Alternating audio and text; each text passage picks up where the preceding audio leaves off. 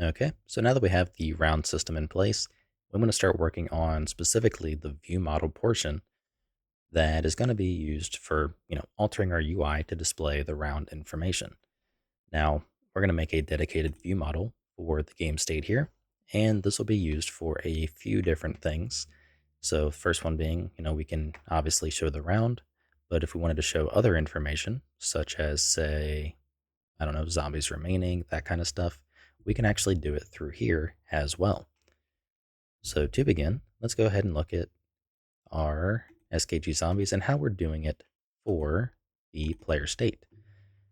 So basically, when the player is ready, let me rephrase that. When the client is ready, we are pretty much firing off our notify game HUD, at which point we are then, from the game HUD, able to go ahead and get the various view models from the actual, the widget itself. So what we want to do in here is we want to have basically a similar kind of getter that is inside of the game state. So that way the actual widget that's going to be in for our UI can make a call to it to set itself up for the bindings with the view model. So to begin, let's go ahead, go to our zombies game state, and we can just make a simple getter function. So to begin, do a U function, blueprint pure, and we'll give it the category. I like how it automatically fills out view model. Give it the category of zombies. Actually, what category did I use here? So view model interaction message. So we want view model. Let's just do something like uh, zombies game state. I think that's an okay name. And in our case, we want it to return a view model. So we need to make a view model. So let's go ahead and create that. So let's go to our zombies module here, go to the build.cs, and we need to bring in a dependency, which is going to be the mvvm, or rather the model view model. So once we've imported that, we can then create the view model itself. So let's go ahead, add a Unreal class, and the class is going to be the mvvm view model base. So mvvm view model base. And we'll throw that in a folder called UI. And let's see. Actually, let me check because I'm trying to organize it similarly. So we have UI and then a subfolder called view models. Okay, so we'll do the same thing here. So we want to add that view model base class in a folder called UI and then another subfolder called view models. And we will simply name this one view model. I cannot remember what I named it either. So I think I prefixed it with something. So view model underscore, then the corresponding thing it's for. So view model underscore zombies game state. And that is good to go.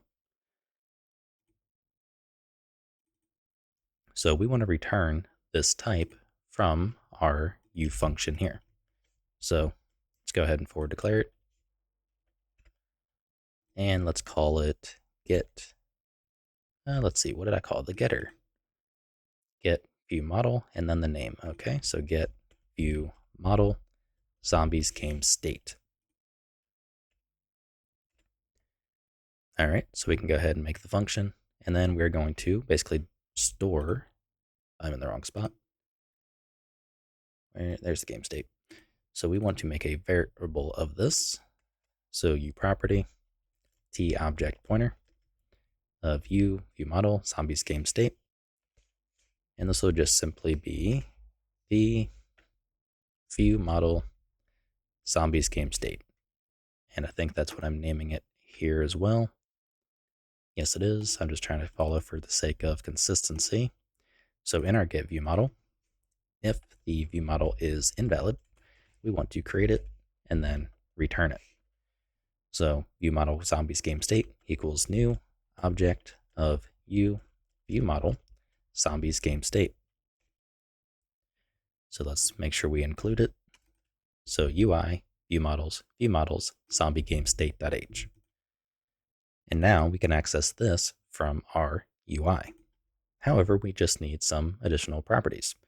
So in the case of, say, our previous view model, such as our player stats, we are just having our points, which means we need a setter and a getter and a field notify. Now we are also going to want to, just like we have initialized with ability system, because the game state's not having an ability system, we need to go ahead and basically pass in the game state, which will take care of, well, it'll basically have the various delegates that we need. So when the round changes, we fire off that delegate, and it's going to automatically update the variable here in our view model. So let's go ahead and make a public section here, and we'll do a U property. Let's see, what other things would use? So just, that's not the right place, probably because I closed it down. So read only, field notify, setter, and getter. I'm going to go ahead and copy the category though. So we need a blueprint, read only, a field notify, setter, getter, and then the category. So the category is going to be view model, zombies, game state, and this will be the round. So int 32, let's just do round. And we'll set it to 0 by default. So now we want a protected section. I think I'm wrapping ours in protected. No, I am not. So we can make them public. That actually makes sense. We can access them from other places. So void set round, const int32, new value. Then we want a getter. So int32 get round. And this simply returns round. And that's it. So there is a special macro. So UE_mvvm set property value that we need to use. So UE_mvvm set property value, and the property is going to be round, and the value will be new value. And that'll take care of the setter and the getter for the round. So the only thing we need to do now is go ahead and basically have some sort of binding to the zombies game state. So because this is it's basically only going to be used with the zombies game state, we can go ahead and just do a simple friend function, or not friend function, but make the zombies game state a friend of this class. So a zombies game state, like so. So let's forward declare it. And we can make a protected section. And this will be a void function, and this will just be basically bind to game state. Yeah, we'll just call it bind to game state. And it'll take in the a zombies game state.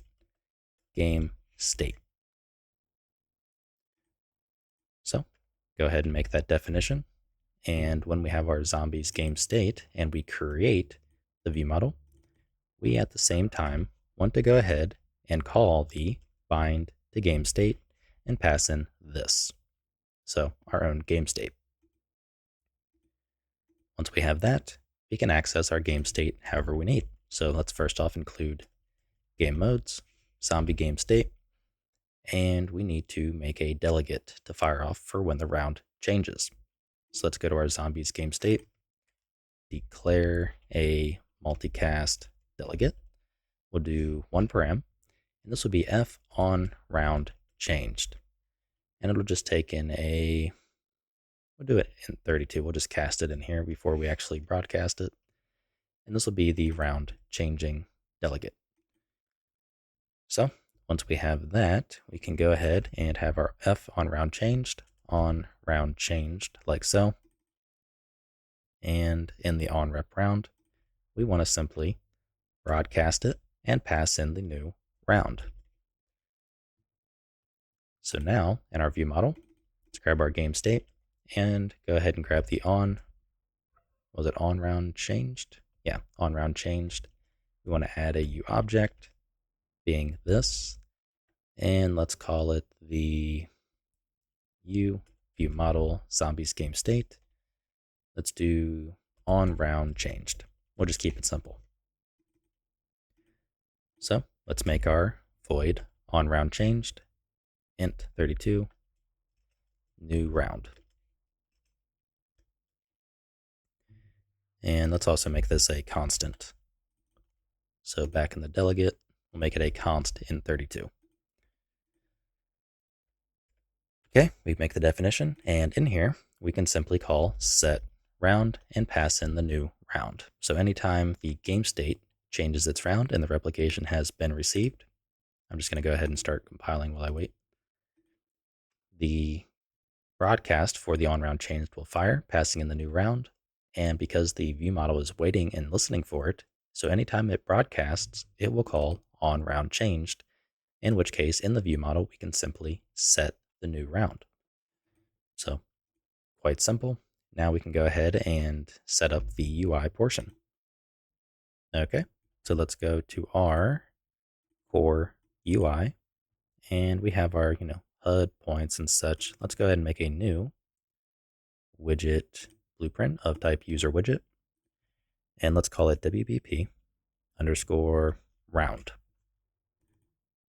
And at some point, we're going to want to sort this into kind of a dedicated zombies folder as well. But for now, we just want a text. And yeah, we'll it doesn't matter. We'll leave it simple. So let's name it TB underscore round. So now we want to add a view model binding. So you can bring this window up by going to Window, View Models. And we want to add the zombies game state. And we want to change the creation type to property path. So we need to make a function to basically get it. So let's go to our event graph, make a new function, and call it get. Let's see, what did I call it in points? It was called get player stats view model. So get zombies game state view model. Then we'll make it a pure and a const. And we need a return value. But first off, let's just get the game state, cast it to the zombies game state, and call get view model zombies game state. So this will be the return node.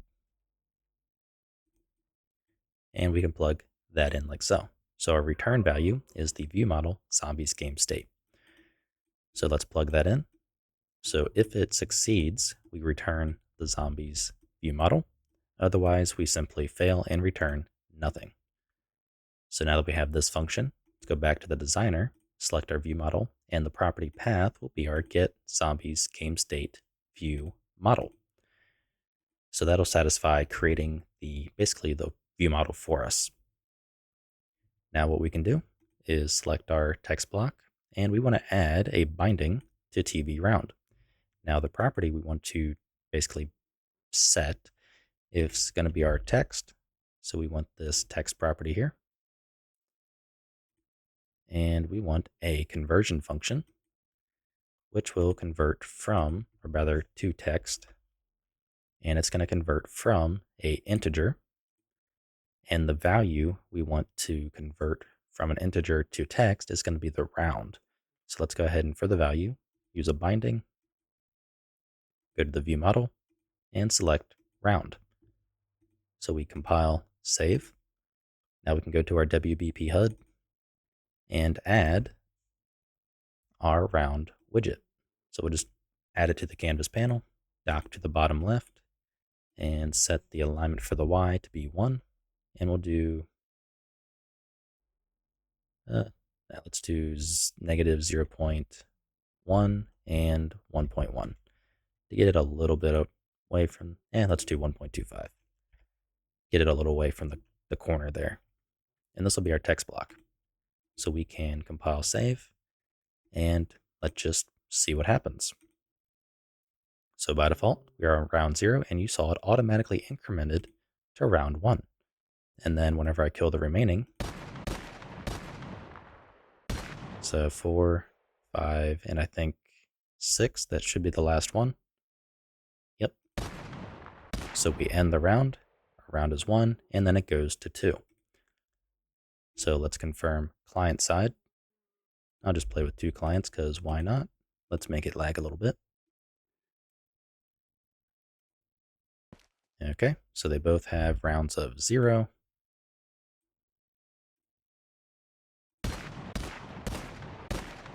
So 4, 5, 6, 7, and that should be all because we have 2 players instead.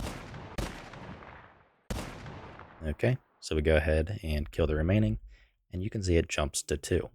So we do have a slight issue, and that is basically the round is starting before the players have been able to initialize themselves. So what I mean by that is here in the zombies game mode, we go to the very top on begin play. We set a timer for 2 seconds, which simply calls next round and, increments the round and all that stuff. Problem being, 2 seconds is not enough. So in the actual zombies, game mode, we're basically waiting for all the players to be ready before we even consider starting. So that is something we're going to have to tackle in the future. And basically, all it involves is taking this code and moving it to a place where once all the players are ready to go, we simply just paste this code in. And even then, if we change this to a higher value like 5 or something, enough time for the clients to load in, it would also work, but that's not really a good fix.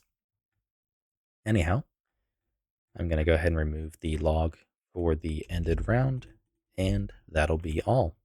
So we now have our round count being displayed in the UI, set up through the view model, and functional. So with that, I will see you in the next video. If you like what I'm doing and you want to help support me, you can find a link to my Patreon in the description below, where you can also get early access to this entire series.